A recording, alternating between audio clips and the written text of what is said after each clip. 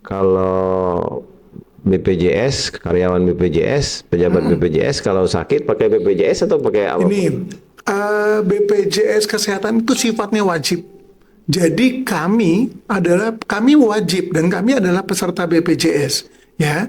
Kemudian kami memang ada juga membayar sendiri. Membayar sendiri. Membayar sendiri, ya, dipotong dari gaji kami untuk asuransi kesehatan tambahan. Assalamualaikum warahmatullahi wabarakatuh. Jumpa lagi dengan Waalaikumsalam. saya, Dr. Kornadi, dalam podcast Dr. Kornadi. Teman-teman semua, hari ini senang sekali saya bersama dan kedatangan tamu yang tidak asing bagi kita semua, Pak Iwan Sagani, apoteker MM. Assalamualaikum, Pak. Waalaikumsalam. Sehat, Pak? Alhamdulillah.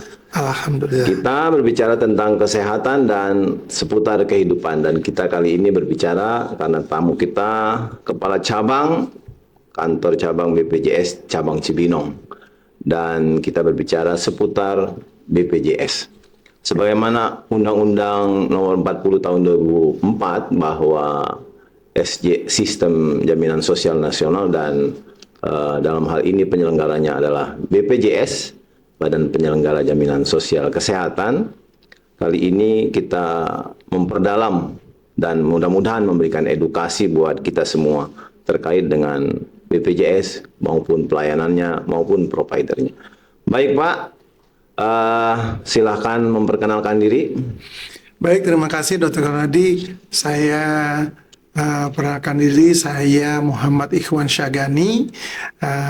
Saya adalah Kepala BPJS Kesehatan Cabang Cibinong sejak Februari 2023. Baik, terima kasih Pak Iwan.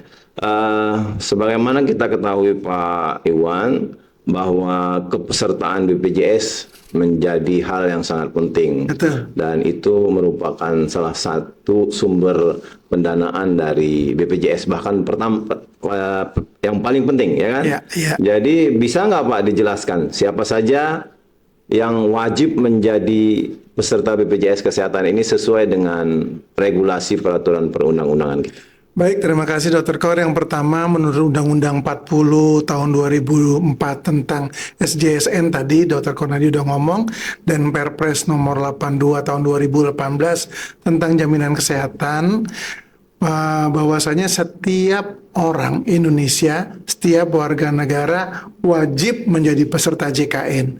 Kalau untuk orang-orang asing, setelah tinggal 6 bulan juga wajib menjadi peserta jaminan kesehatan nasional. Itu. Jadi kalau saya sering tukar nih, kalau boleh saya tambahkan sedikit. Yang sering ketukar nih orang ngomong peserta BPJS, kemudian kartu KIS gitu ya. Nah, kalau kita ngomong peserta, sebenarnya programnya namanya peserta program jaminan kesehatan nasional. Kami BPJS Kesehatan adalah penyelenggaranya. Jadi yang betul adalah peserta JKN. Itu Pak. Baik Pak, jadi semua warga negara diharapkan dan diwajibkan untuk menjadi peserta BPJS. Sampai sekarang kira-kira untuk Indonesia sudah berapa persen Pak? Ataukah sudah UHC dan utamanya untuk Bogor? Kalau UHC, ditanya soal UHC, dulu kan UHC menurut RPJMN hanya 95%. Tapi saat ini kita ada 98% lebih. Di Kabupaten Bogor sebelumnya memang sudah sampai 98%. Tetapi karena ada penambahan penduduk, terakhir menjadi 97,4% gitu ya. Nah, masih ada total 132.000 lagi masyarakat yang belum menjadi peserta JKN di Kabupaten Bogor. 132.000. Betul. Nah, itu kalau mereka nanti akan berobat atau perlu pelayanan kesehatan, jalan keluarnya seperti apa Pak kira-kira? Ini sebenarnya untuk kuota kepesertaan PDPemda atau masyarakat, dulu kita kenalnya PBI APBD, itu masih terbuka gitu ya, masih ada, tetapi memang pendaftarannya melalui desa. Jadi bukan melalui BPJS Kesehatan. Bagaimana kemudian apabila mereka sudah terlanjur dirawat di rumah sakit? Nah, memang jika di rumah sakit pemerintah, maka Dinas Kesehatan bersama dengan Dinsos membuat link pada rumah sakit untuk kemudian menginput datanya agar kemudian ditindaklanjuti oleh desa. Nah, itu memang lebih cepat biasanya karena kita ketahui bersama sesuai dengan Perpres bahwa maksimal pendaftaran ini 3 hari, Ya. 3 hari atau sebelum pasien pulang. Jadi seperti itu pendaftaran. Jadi kalau untuk peserta yang belum terdaftar harus ikut UHC lewat desa. Betul, Baik, betul, Pak. betul. Baik Pak, tadi sudah disinggung terkait dengan PBI, APBD dan lain sebagainya. Sebenarnya ada berapa macam sih kepesertaan BPJS ini? Baik, yang pertama biasa kita kenal dengan peserta mandiri atau peserta bukan penerima upah atau PBPU. Nah, dia kemudian ada peserta pekerja penerima upah. Nah, ini yang formal, baik PPU pegawai negeri atau pegawai pemerintah dan PPU swasta. Ya. Kemudian penerima bantuan iuran. PBI yang JK itu jaminan kesehatan yang ditanggung oleh pemerintah pusat. Itu dulu namanya Jamkesmas. Nah, terus kemudian peserta PD Pemda, dulu namanya PBI APBD, sekarang penduduk yang didaftarkan oleh pemerintah daerah. Jadi ada 3 itu. Sebenarnya satu lagi, atau lagi bukan pekerja, contohnya dokter itu bisa apabila dia tidak terikat rumah sakit, dia masih bisa masuk bukan pekerja. Seniman, kemudian owner perusahaan itu bisa masuk ke bukan pekerja. Jadi garis besarnya ada 2. PBI dan non PBI. Ya. Yang PBI tadi ada PD Pemda maupun APBN. PBI APBN. Kemudian bukan PBI itu ada PPU pekerja penerima upah, PBPU atau peserta mandiri, kemudian bukan pekerja. Bukan pekerja. Baik Pak, kira-kira kalau dari sisi kepesertaan, bagaimana kalau orang itu pengen menjadi atau ingin menjadi peserta BPJS? Kalau dulu kan sudah tuh. Terus misalnya dia sudah terdaftar di klinik A atau klinik B atau klinik puskesmas. Dia ingin pindah ke pesertaan. Gimana caranya itu, Pak? Nah, kita kalau saya garis bawahi dulu yang pindah ke pesertaan maksudnya status peserta. Ya. Orang bisa saja dari PPU menjadi PBI APBD atau PD Pemda. Itu biasanya mereka ada PHK atau tidak bekerja lagi. Tidak bekerja, kemudian apabila kalau tidak bekerja itu sebenarnya masih ada itu setelah 6 bulan ya, 6 bulan bisa langsung dijamin oleh pemerintah, tetapi memang ada keputusan dari pengadilan bahwa dia memang sudah tidak bekerja lagi. Nah, kalau mereka mau jadi PD Pemda, maka harapan kami juga memang sesuai ketentuan saat ini mereka sebaiknya memang mengganti dulu identitas. Kalau mereka pegawai swasta, tentu pemerintah daerah dalam hal ini dinas sosial yang memverifikasi tidak akan memberikan mereka kepesertaan karena dianggap masih bekerja. Nah, kemudian nanti mereka bisa mendaftar melalui desa.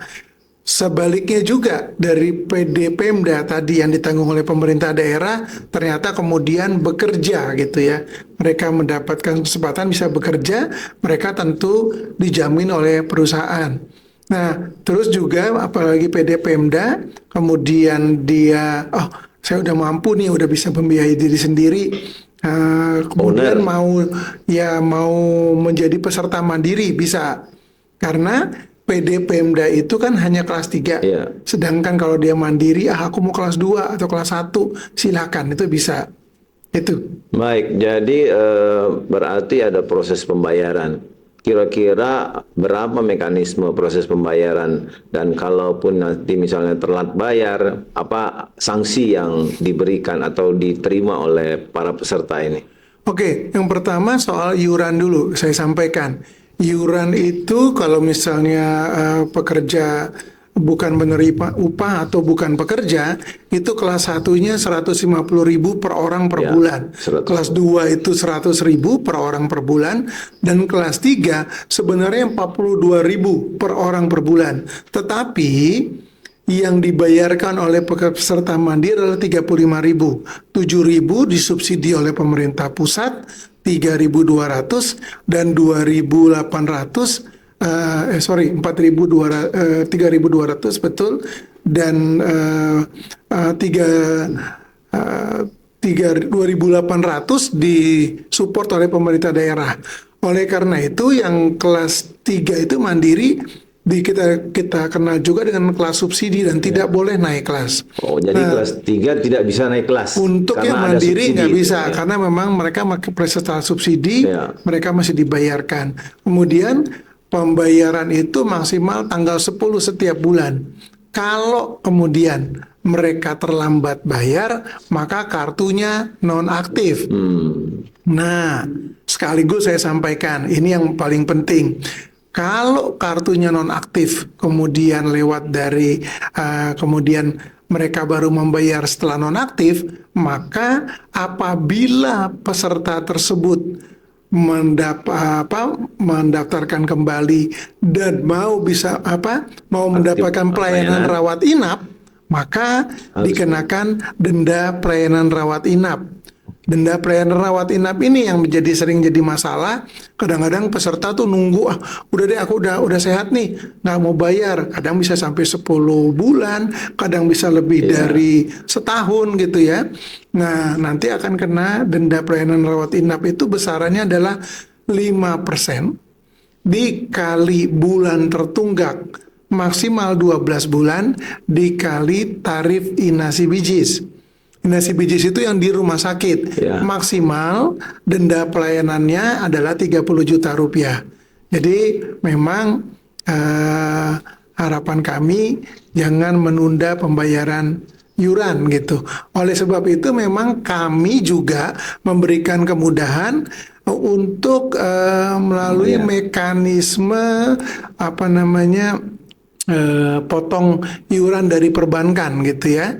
Itu otomatis gitu supaya tidak kelupaan gitu.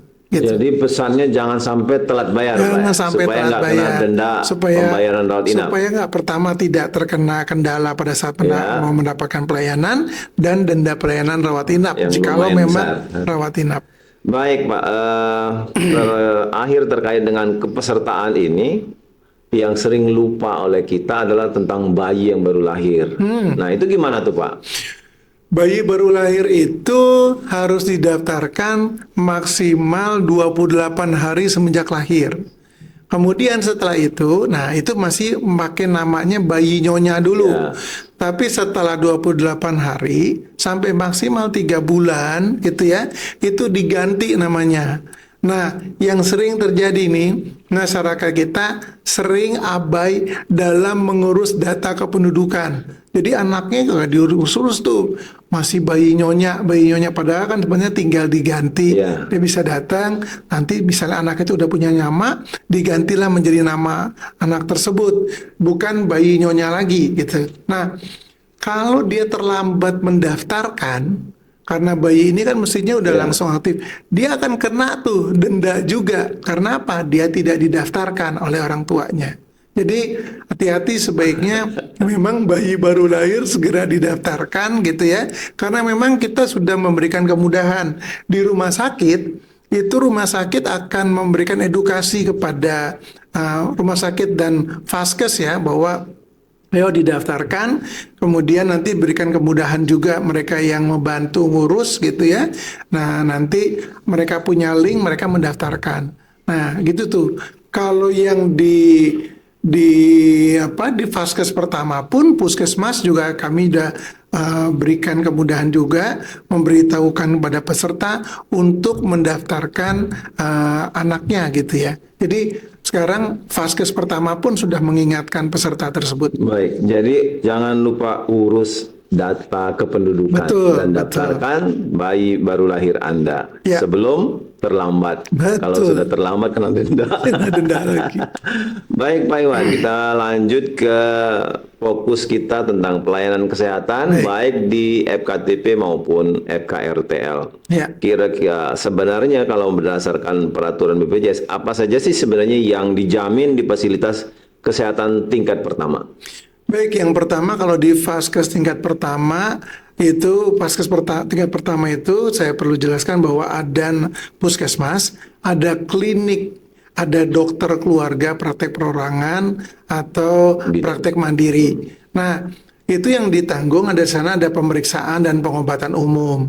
Kemudian pelayanan gawat darurat ringan, obat-obatan generik sesuai formularium, kemudian imunisasi dasar, KB pemeriksaan kehamilan, dan jika diperlukan maka akan ada rujukan ke spesialis atau vaskes lanjutan. Itu di yang vaskes pertama. Kemudian di vaskes lanjutan, ini Jadi tidak termasuk home care ya Pak ya, kunjungan rumah enggak ya? Tidak termasuk home care. Nah, kemudian untuk vaskes lanjutan itu ada konsultasi dan tindakan spesialis, ada rawat inap jika diperlukan, ada operasi itu termasuk mulai operasi kecil, sedang dan besar, sampai operasi jantung atau sesar, operasi-operasi yang lain juga. Ada pelayanan di intensive care, ada ICU atau ICU dan NICU, ada kemoterapi, ya, ada pelayanan kanker, radioterapi, ada cuci darah, rehab medis, transfusi darah, kemudian tadi rawat inap sesuai kelas perawatan, kemudian kelas 1, kelas 2, kelas 3 sampai saat ini, kemudian penunjang, pemeriksaan penunjang seperti laboratorium, ronsen, CT scan, dan fisioterapi atau rehab medik itu yang yang diberikan oleh rumah sakit. Jadi itu semua jenis layanan yang bisa dilakukan baik di FKTP maupun di rumah sakit sebagai lanjutan dari pelayanan. Pak Iwan, kira-kira ini kan banyak sebelumnya memang pasien kita kan spesialis oriented atau rumah sakit oriented. Nah, bagaimana nih kalau kapan pasien itu dirujuk atau kan idealnya memang melalui gatekeeper dulu di FKTP baru dirujuk. Kapan kalau berdasarkan aturan ataupun regulasi dari BPJS bahwa pasien itu dirujuk?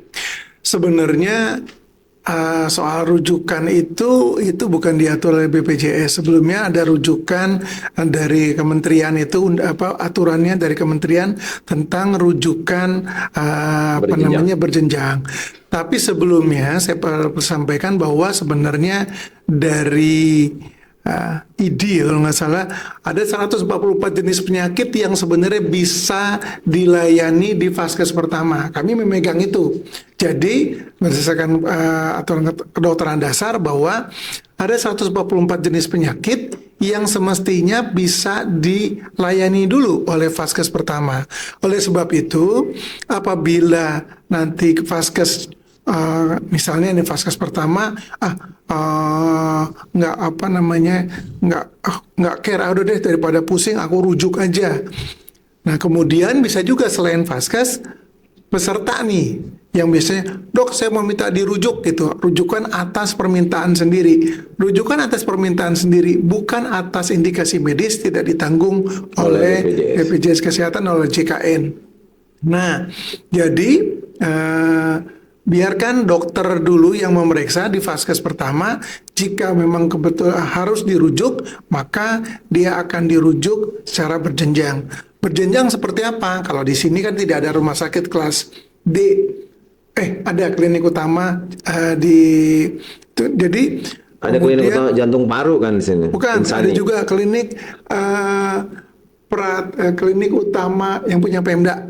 Paru, klinik utama Paru. Ya. Itu kan kelas D.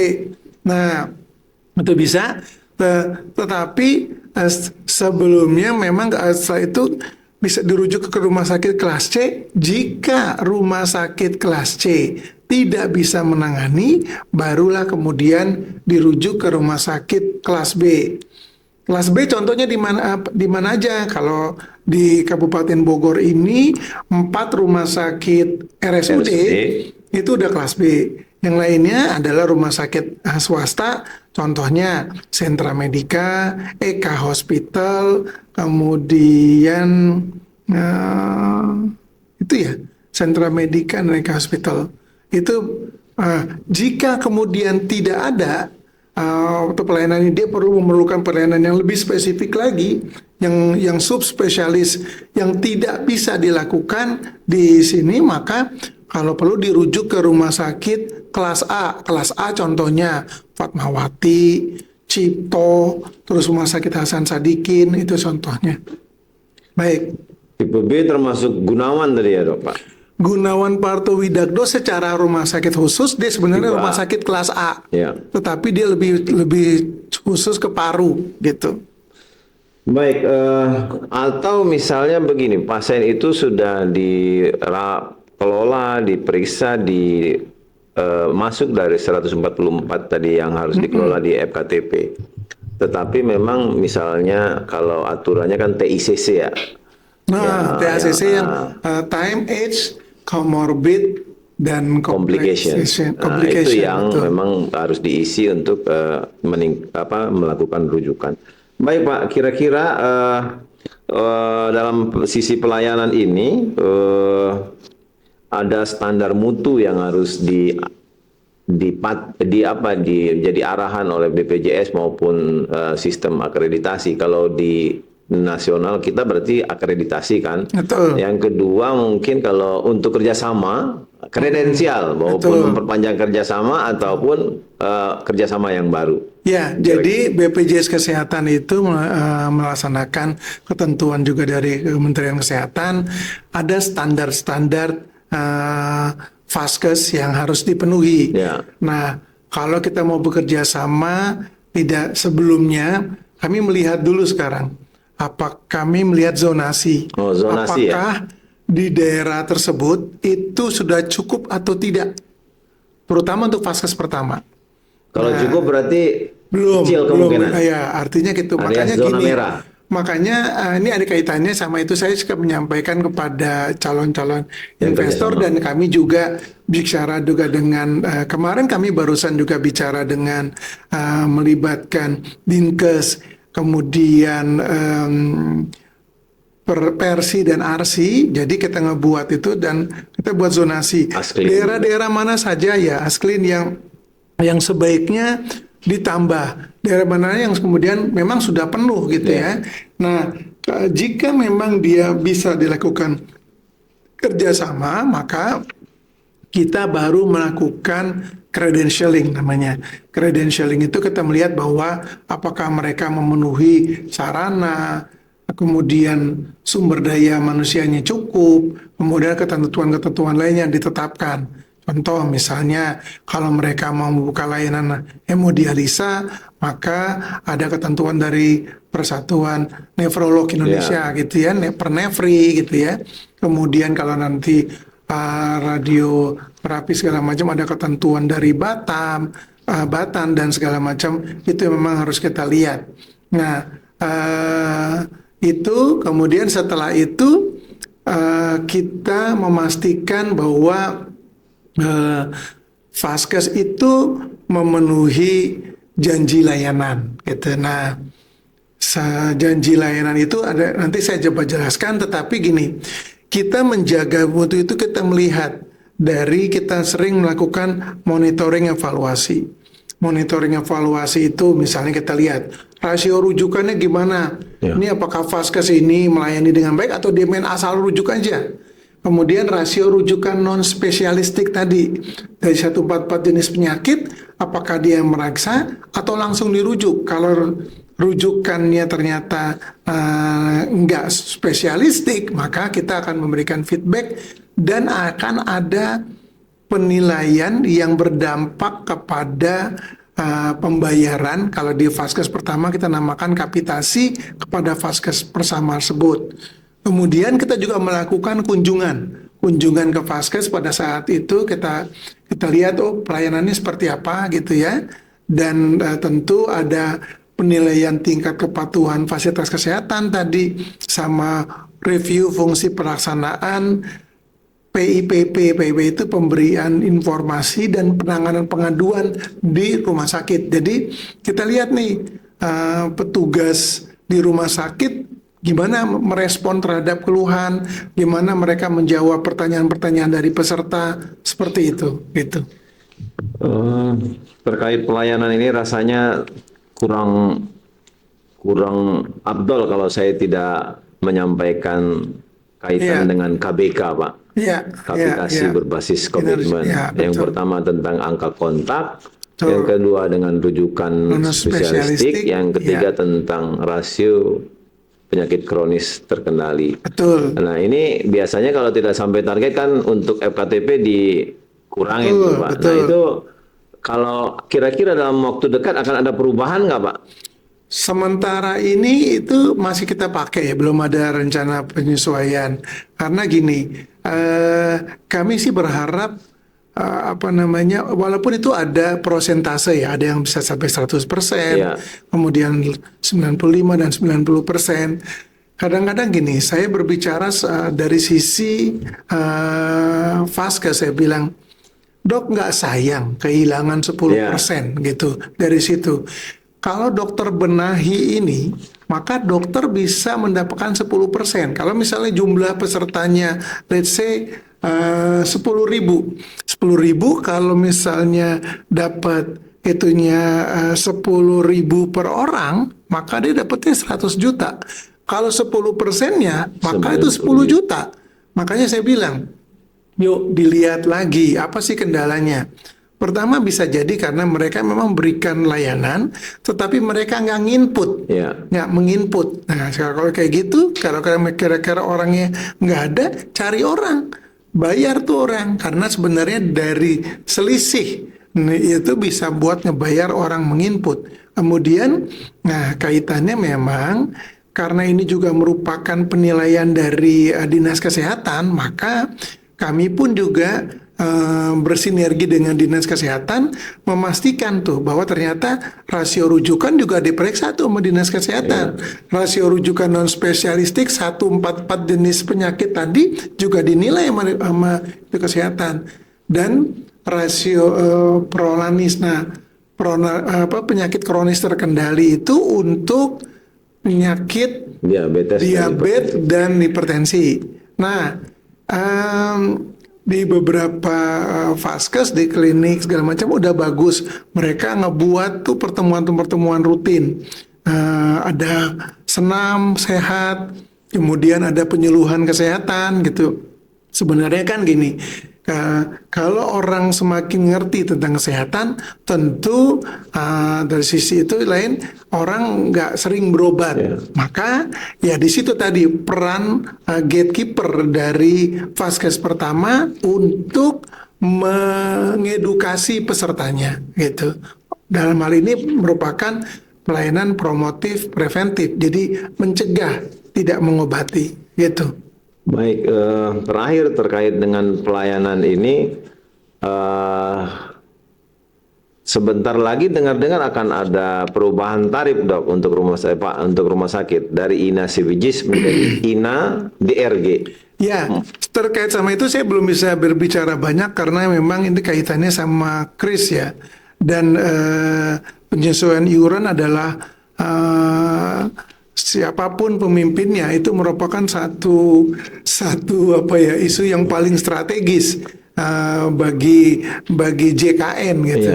Untuk itu memang kita belum lihat lagi karena memang menurut saya walaupun INA DRG pernah kita terapkan ya, tetapi harus dilihat tentang kecukupan anggaran JKN, karena kalau INA DRG itu kan lebih fleksibel dibanding INA CBJS gitu.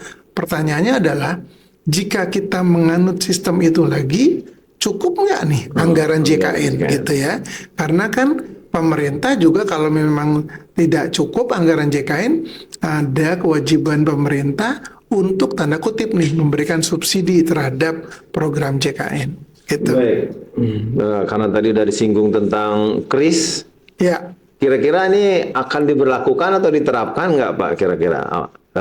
Dan dampak kris itu kan berarti dari 6 kamar, 6 bed per kamar jadi 4, berarti akan ada pengurangan tempat tidur nih. Betul. Nah, itu gimana tuh Pak ininya?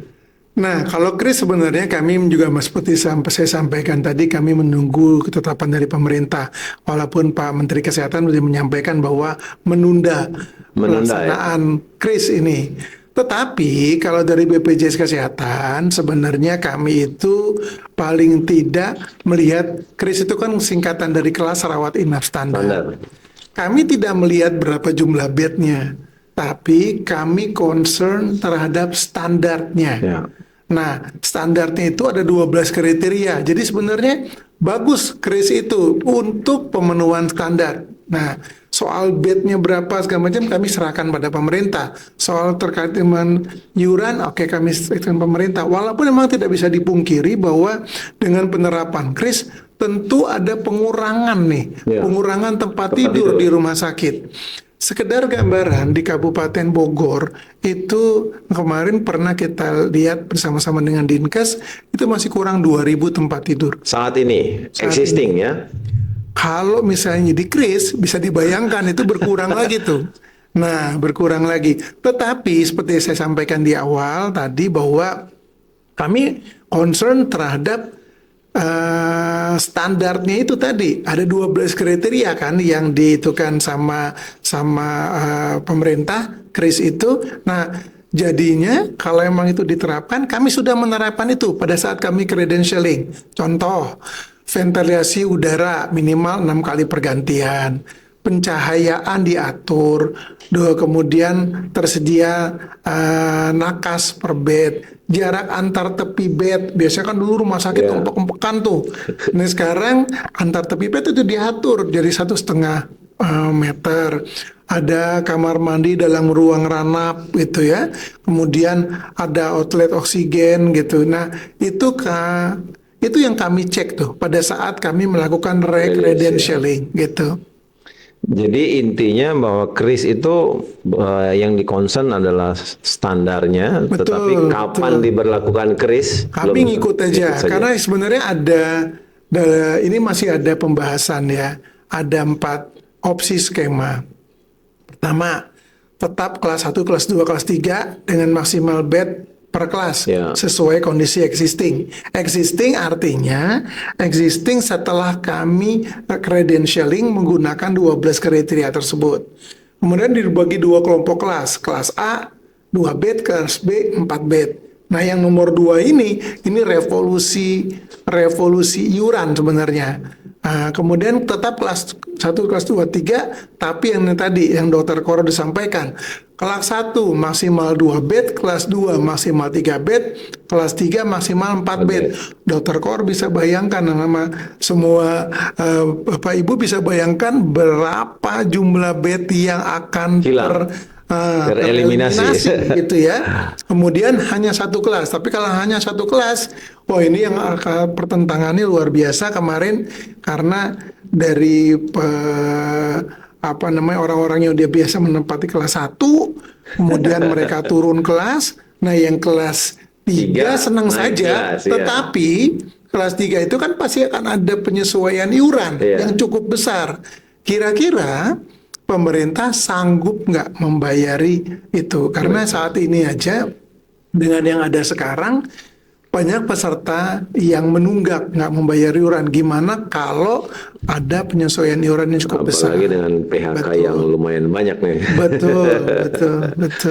Baik Pak, kita lanjut ke kaitan dengan digitalisasi dan mobile JKN. Kira-kira perkembangan digitalisasi layanan BPJS apakah sudah masif dan diberlakukan di semua paskes atau seperti apa? Ya, jadi kami cukup bangga ya sama digitalisasi di Kabupaten Bogor ini.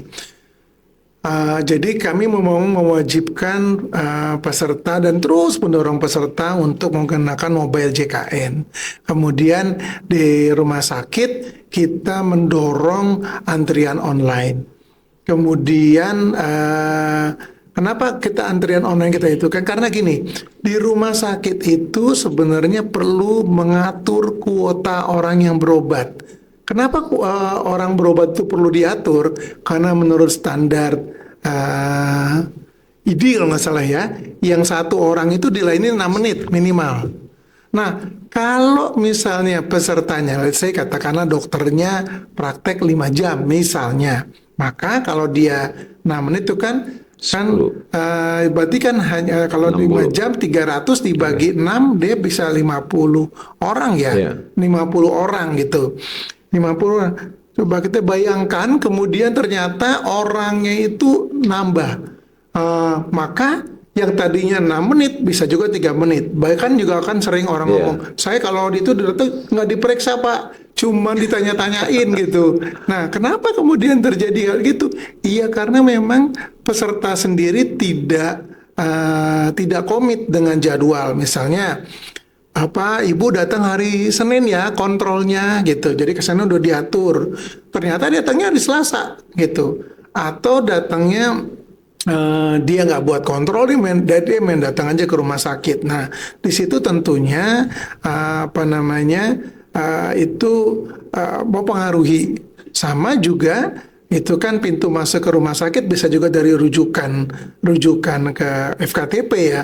Jadi, nah itulah yang mempengaruhi itu. Makanya kita pun menjaga itu. Belum lagi kalau dari Kementerian Kesehatan sebenarnya udah ngebuat standar maksimal peserta itu mulai dari datang sampai pulang itu 2 jam. 2 jam. Nah, jadi beberapa rumah sakit alhamdulillah nih sekarang ini sudah kurang dari 2 jam, walaupun ada beberapa yang lebih dari 2 jam.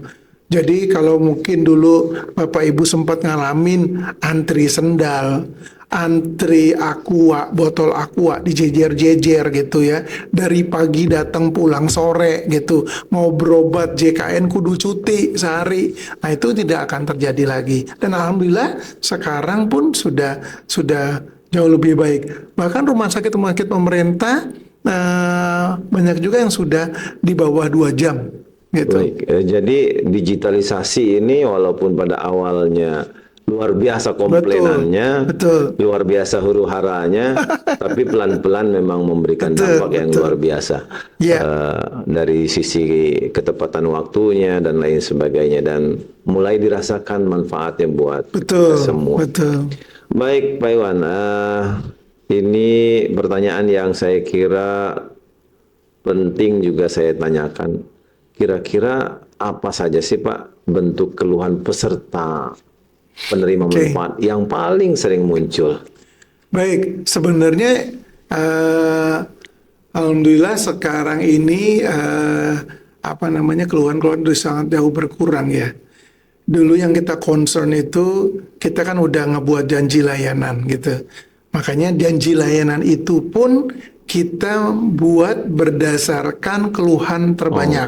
Saya sebutkan janji layanan. Yang pertama kalau di itu iur biaya tuh sering tuh dulu orang baik dimintain, di FKTP maupun di Vaskes itu. Kemudian ada pemanfaatan antrian online. Jadi memang rumah sakit mengedukasi itu peserta. Kemudian sikap terhadap peserta. Nah, itu juga dulu sering tuh pelayanan yang tidak ramah atau tidak boleh diskriminatif ya. Kemudian setelah itu obat itu tidak boleh diambil di luar atau apa. Kemudian juga yang sering juga itu dulu adalah meminta fotokopi. Jadi kalau dulu orang-orang itu pada bawa kertas kecil tuh isinya fotokopian, rujukan, segala macam.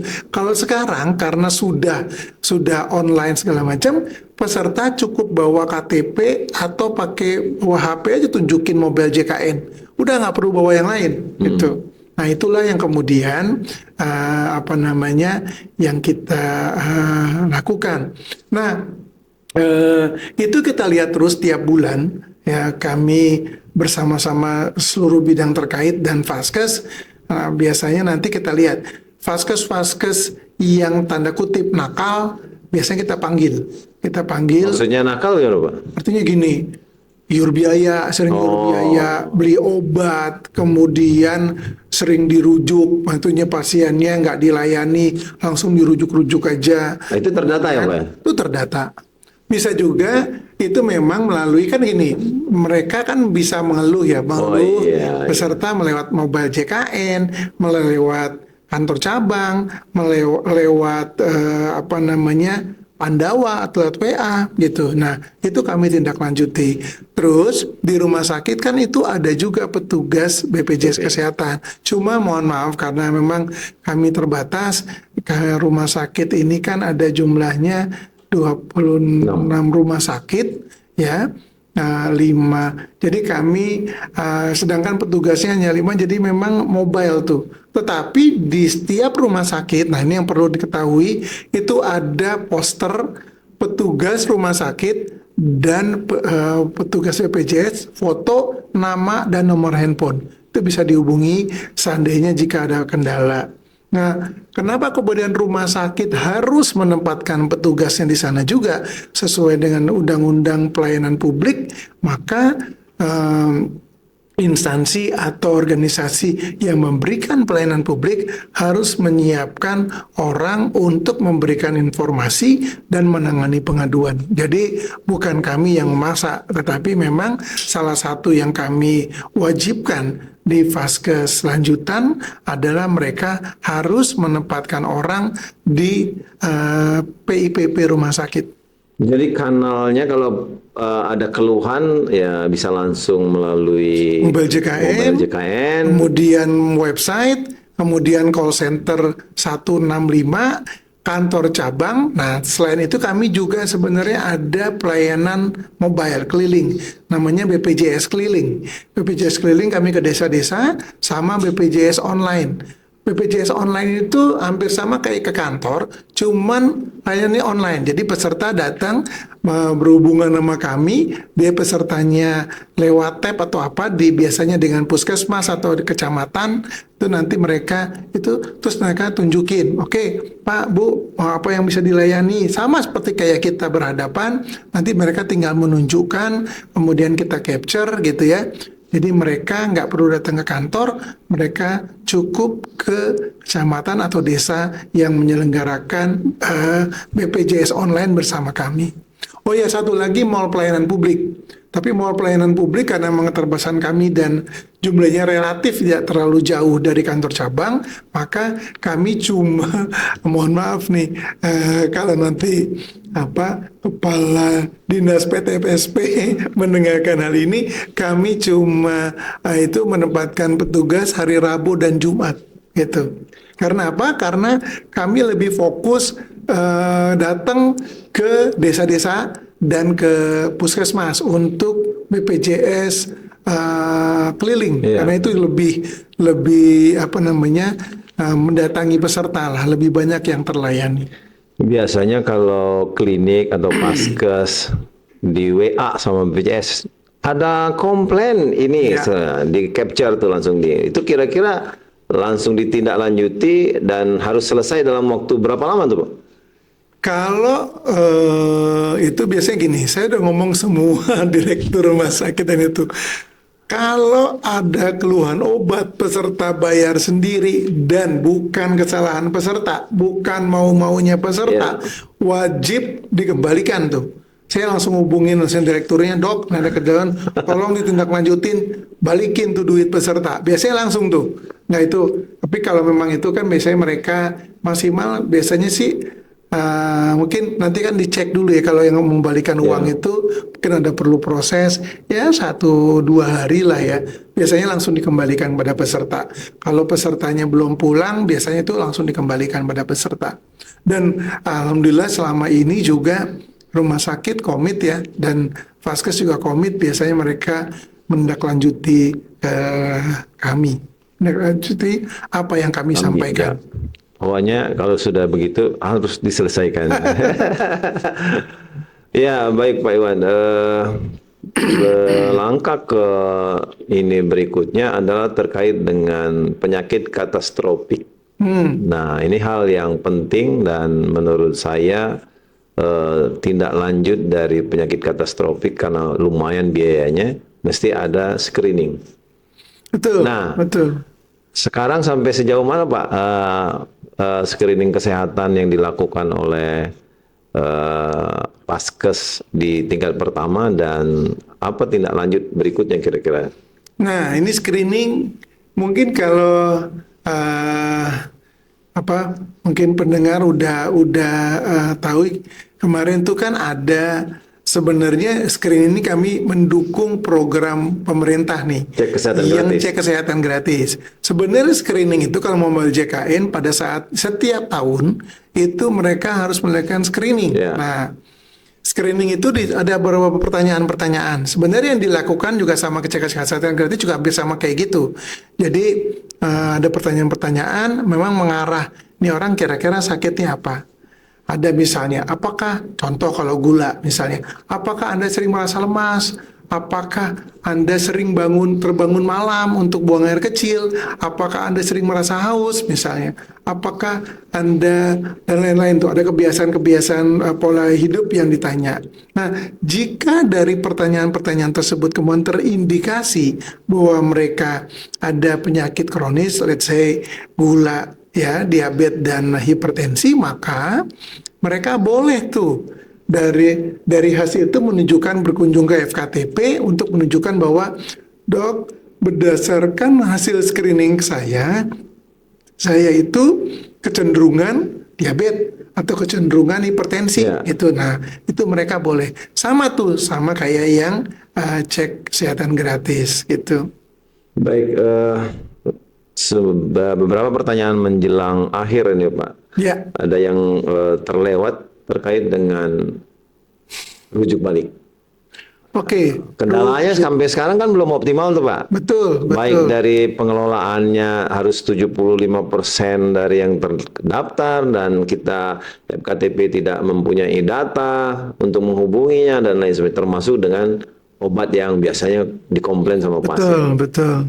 Gimana Pak? Nah, rujuk balik itu memang kendala terbesar saat ini memang obat di program JKN. Jadi karena gini, obat itu memang tidak dikelola oleh BPJS Kesehatan. Obat itu kan ketentuannya berdasarkan Fornas ya. Nah, Fornas itu disusun oleh pemerintah. Kadang memang saya nggak tahu sering kosong juga tuh. Ini sudah sering kita sampaikan juga kepada Kementerian Kesehatan terkait sama kendala obat ini. Nah, memang gini, kenapa sih sebenarnya tujuan rujuk balik itu seperti apa? Karena rumah sakit itu kan punya keterbatasan tadi. Kalau tidak diatur, maka rumah sakit akan penuh terus. Kalau rumah sakit penuh terus, nanti tentunya akan berdampak pada penurunan mutu pelayanan.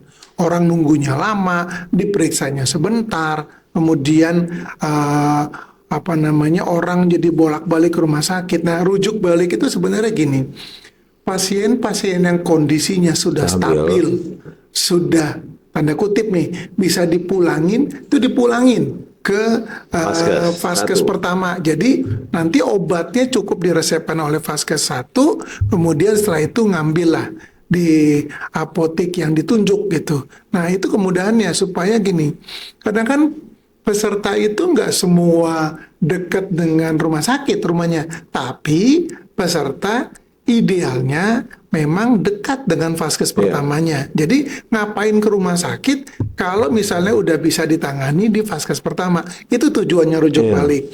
Kendala memang masih ada di obat. Obat itu memang untuk itu adalah kami memang memperbanyak apotek-apotek rujuk balik. Kemarin ini tahun ini kita udah menambah 4 apotek rujuk balik gitu ya, supaya mereka bisa kami bisa memperluas layanan-layanan pada peserta. Karena gini, Kabupaten Bogor ini kan luas banget gitu, dan penduduknya terbesar se Indonesia. Oleh karena itu memang tantangannya adalah kami mesti menyiapkan itu. Kalau mau rujuk balik, maka apotek-apotek penyandang itu juga harus disiapkan gitu ya.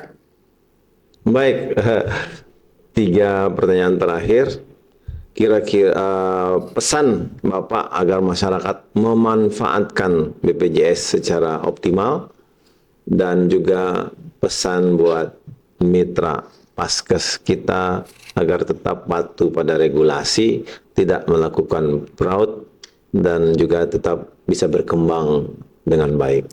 Baik, yang pertama memang kita harus ada kolaborasi. Kolaborasi itu tentu kita bicara bukan soal BPJS-nya. Jadi kita perlu tahu bahwa JKN ini adalah merupakan ekosistem yang sangat besar. Itu ada 3 pihak yang terkait. Pertama peserta, kemudian provider, dan BPJS Kesehatan sendiri. Untuk peserta, harapan kami adalah pertama, yuk jaga keaktifan kepesertaan. Jadi kalau misalnya yang mandiri jangan lupa bayar iuran tepat waktu. Kemudian untuk yang PBI jangan lupa mengecek kepesertaan. Karena gini, kalau PBI ya terutama PBI jaminan kesehatan yang dari dari kementerian itu biasanya mereka melakukan updating data. Jadi kadang-kadang bisa saja kemudian Hilang yang datanya. itu hilang, maksudnya atau dinonaktifkan gitu. Iya. Nah itu biasanya memang berdasarkan laporan sih dari desa. Kemudian itu juga sama. Orang-orang yang sudah dianggap layak atau apa bisa dinonaktifkan gitu ya pada itu. Kemudian tolong pertama gunakanlah mobile JKN karena mobile JKN itu sangat banyak manfaatnya untuk mendapatkan informasi, menyampaikan keluhan, kemudian mengetahui lokasi vaskes terdekat gitu. Itu sangat bermanfaat untuk peserta. Nah, kemudian ketahuilah hak dan kewajiban masing-masing, apa-apa saja yang harus dilakukan. Nah, itu untuk pada peserta. Kemudian untuk itu peserta pada saat berobat ke vaskes lanjutan, lihat ada janji layanan. Itu hak peserta untuk tanda kutip menagih janji layanan itu kepada provider. Nah, itu untuk peserta. Untuk yang vaskes mitra, yuk sama-sama kita jaga sustainabilitas program JKN. Tentu bersama-sama kita menghindari fraud ya, karena saat ini BPJS juga benar-benar dicermati gitu ya oleh auditor, terutama oleh juga KPK gitu ya, terkait dengan potensi-potensi fraud ya di situ. Tetap kami di Kabupaten Bogor ini BPJS Kesehatan Cabang Cibinong, saya selalu menjaga kolaborasi dengan vaskes, baik dengan vaskesnya langsung maupun organisasi profesi, organisasi vaskes seperti halnya Persi, Arsi, kemudian Asklin ya, dan ID juga untuk kita menjaga terus mutu layanan JKN ini kepada pesertanya. Baik, pertanyaan titipan ini Pak. Ya. Kalau BPJS, karyawan BPJS, pejabat BPJS, kalau sakit pakai BPJS atau pakai apa? Ini BPJS Kesehatan itu sifatnya wajib. Jadi kami wajib dan kami adalah peserta BPJS. Ya. Kemudian kami memang ada juga membayar sendiri. Membayar sendiri ya, dipotong dari gaji kami untuk asuransi kesehatan tambahan. Nah, dulu memang hampir sama nih kayak itu. Kalau kami memang dari pertama karena kami penyelenggara itu. Dulu BUMN karena merasa sudah punya asuransi kesehatan tambahan, BPJS Kesehatan jadi sunnah. Padahal salah. BPJS Kesehatan wajib. Saya sendiri lebih sering menggunakan BPJS Kesehatan. Kenapa? Karena saya ingin tahu sebenarnya gimana sih pelayanan kesehatan dan kalau lihat sarananya seperti apa. Misalnya saya datang ternyata dokternya belum datang, saya sering tuh ke pemilik kliniknya, dok, ini belum datang nih dokternya, dok, ini kok kotor ya, gitu, tolong dibenahi, dok, ini saya lihat nih bocor toiletnya segala macam, itu saya sampaikan. Dan kalau di rumah sakit juga gitu, jadi teman-teman, karena gini, asuransi kesehatan tambahan pun juga punya keterbatasan. Yeah. Dia justru dengan tarif lebih mahal, justru BPJS Kesehatan lebih banyak yang menanggung. Yeah. Mana ada asuransi kesehatan tambahan yang menanggung HD misalnya, atau penyakit-penyakit berbiaya tinggi. Jadi sekali lagi kami adalah peserta BPJS Kesehatan, kami juga menggunakan BPJS Kesehatan, itu ya. Dan siapa lagi sih yang itu, yang apa namanya bisa menghidupi BPJS Kesehatan selain dari karyawan BPJS Kesehatan. Terima kasih, Dok. Terima kasih Pak Iwan. Mungkin kita ke bagian akhir, ada kata-kata penutup yang ingin Pak Iwan sampaikan atau pesan buat kita semua sebelum kita akhiri. Silakan Pak Iwan. Terima kasih.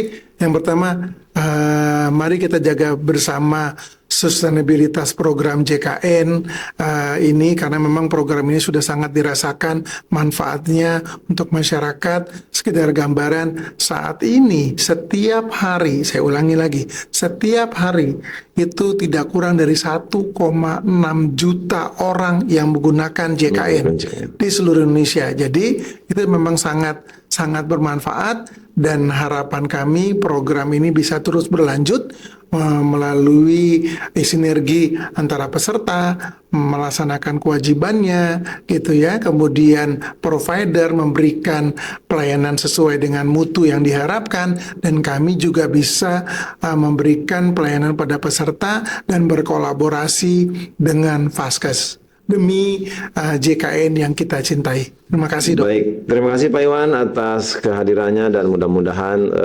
edukasi sinergi antara kita pada hari ini memberikan manfaat dan pengetahuan yang kita dapatkan, dan mudah-mudahan sustainabilitas dari JKN ini bisa berlanjut dan memberikan manfaat untuk seluruh rakyat Indonesia. Baik, demikian. Assalamualaikum warahmatullahi wabarakatuh. Waalaikumsalam warahmatullahi wabarakatuh.